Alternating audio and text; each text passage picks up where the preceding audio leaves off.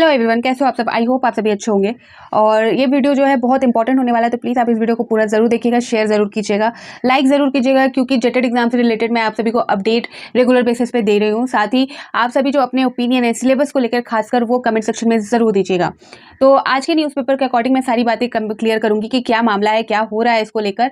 तो आज का जो न्यूज़पेपर है वो कहता है कि जेटेड के सिलेबस में जल्द बदलाव करने की तैयारी।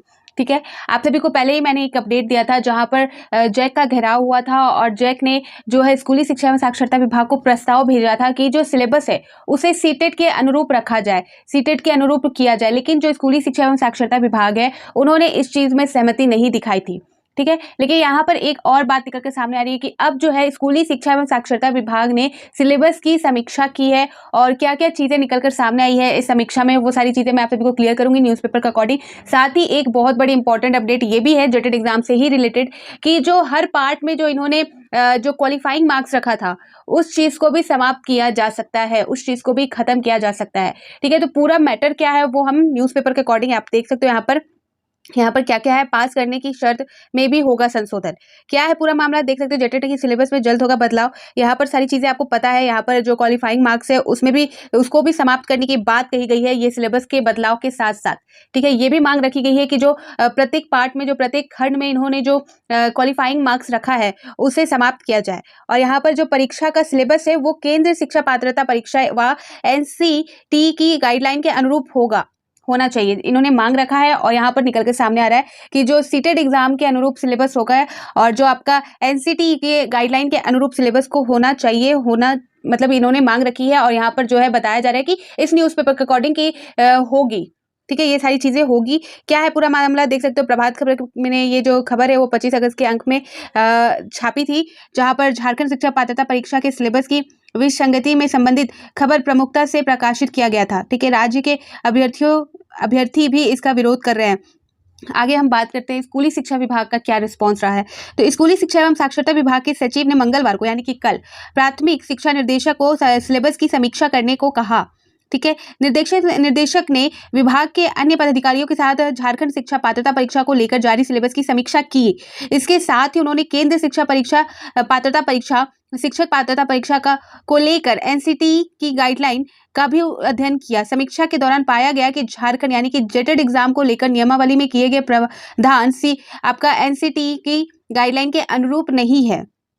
इसके अलावा केंद्रीय शिक्षक पात्रता परीक्षा यानी कि सीटेट के सिलेबस व अन्य प्रावधान के अनुरूप नहीं है। निर्देशक अन्य राज्यों के शिक्षक पात्रता परीक्षा के सिलेबस का अध्ययन कर रहे हैं, अंतिम रिपोर्ट शिक्षा सचिव को देंगे। इसके बाद सिलेबस में बदलाव की आगे प्रक्रिया पूरी की जाएगी। तो यहाँ पर जो है स्कूली शिक्षा विभाग ने जो है निर्देश जारी किया था, आपका जो शिक्षक जो प्राथमिक शिक्षा निर्देशक है उनको की जो सिलेबस जारी हुआ है उसकी समीक्षा की जाए। और उन्होंने समीक्षा की भी, लेकिन इसमें जो बातें निकल के आई, जो कैंडिडेट पहले भी बोल रहे थे कि गाइडलाइन का यहाँ पर पालन नहीं हुआ है, साथ ही जो सीटेट का सिलेबस है वो भी इसके अनुरूप नहीं बना गया। अब जो है वो अदर स्टेट में जहाँ जहाँ इंडिया में जहाँ जहाँ आपका जो शिक्षा पात्रता परीक्षा होती है, स्टेट लेवल की एग्जाम होते हैं, उनके सिलेबस को भी अब खंगाला जा रहा है और उन सिलेबस को भी अभी समीक्षा की जा रही है।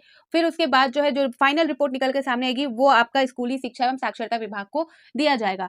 तो आगे बताया गया इसी संबंध में कि जो वर्ष 2013 व 16 के अनुरूप हो सकता है सिलेबस। यहाँ पर आपको एक अपडेट ये भी बताई जा रही है कि जो पहले सिलेबस था ऑलरेडी जो था उसी के अनुरूप यहाँ पर सिलेबस होगा।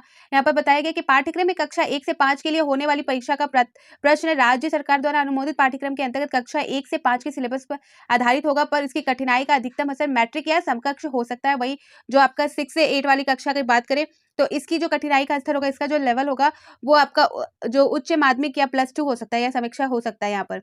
ठीक है, सभी खंड में पास होने से भी मिलेगी छूट, यानी कि जो क्वालिफाइंग मार्क्स रखा गया हर एक सब्जेक्ट में आपका अलग अलग क्वालिफाइंग मार्क्स है उसे भी खत्म किया जाएगा, यहाँ पर बताया जा रहा है। साथ ही जेटेड में अब अभ्यर्थियों को ओवरऑल पास मार्क के अलावा प्रत्येक खंड में अलग अलग पास मार्क लाने की शर्त से भी छूट मिल सकती है। वर्तमान में सामान्य वर्ग यानी कि जनरल कैटेगरी के जो अभ्यर्थी है पास होने के लिए प्रत्येक खंड में न्यूनतम यानी कि जो मिनिमम है उनको 40% लाना था, यानी कि 40%। और कुल यहाँ पर 60% अंक प्राप्त करना अनिवार्य है। आर्थिक रूप से जो कमजोर वर्ग है और अत्यंत पिछड़े वर्ग को भी सभी को यहाँ पर न्यूनतम जो है 35% और कुल जो है 55% यहाँ पर अंक लाना अनिवार्य है। इसी प्रकार जो आपका ST/SC कैटेगरी में आते हैं आदिम जनजाति व दिव्यांग अभ्यर्थी है, उनको भी यहाँ पर जो मिनिमम है वो प्रत्येक खंड में 30% लाना है और कुल जो है वो आपका 50% यहाँ पर अंक लाना अनिवार्य किया गया था इस सिलेबस के अनुरूप, इस अभी जो नियमावली है उसके अनुरूप।